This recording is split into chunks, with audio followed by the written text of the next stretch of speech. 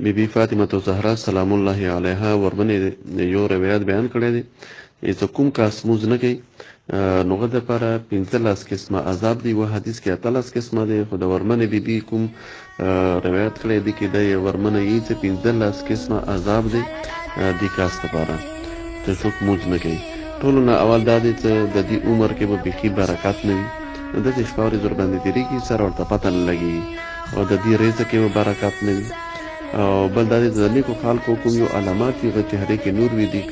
چهرې کې به بیخي نور نه وي هغه نه علاوه چې څوک مونځ نه کوي دا ته ښه عمل کوي د دې ښه عملان دي ته جزا نه میلاویږي دا د ورمنه بیبي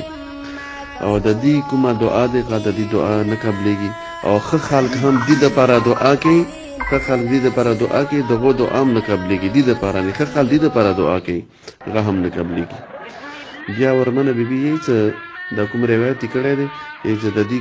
د دې کس مرګ کوم وي هغه به ډېر ذلیل او خوار مرګ وي او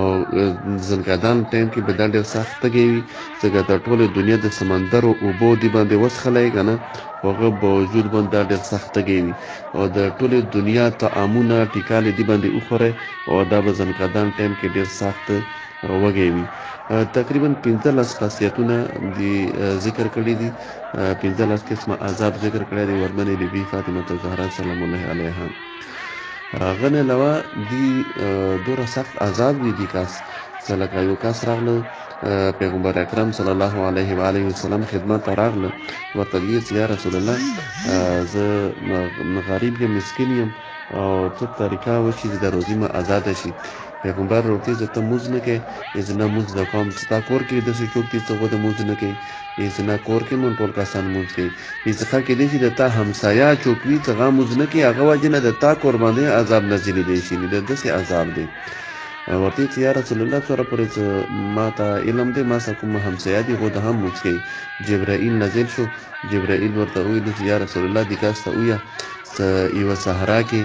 یو کس و هغه بېلمانځه کس و هغه به مونځ نه کول هغه مړ شوی و او دغه ټول مکمل بدن بیا هغه ځای کې خراب شوی و بیا یوه مرغۍ د ابروغ زمور ته ابروغ یو او دا لاړ دی دغه والا د بدن والا یو ډوکی خولې کې راخستی و هغه راغلی د دې کور ته دې کس کور ته دې کور کې یوه ونه دی هغې ونې کې هغه مرغۍ نه هغه ډوکی د بېلمانځه سړي والا پاتې شوی دی ورته وویل چې دا ډوکی د لرې کړي نو د دې کومه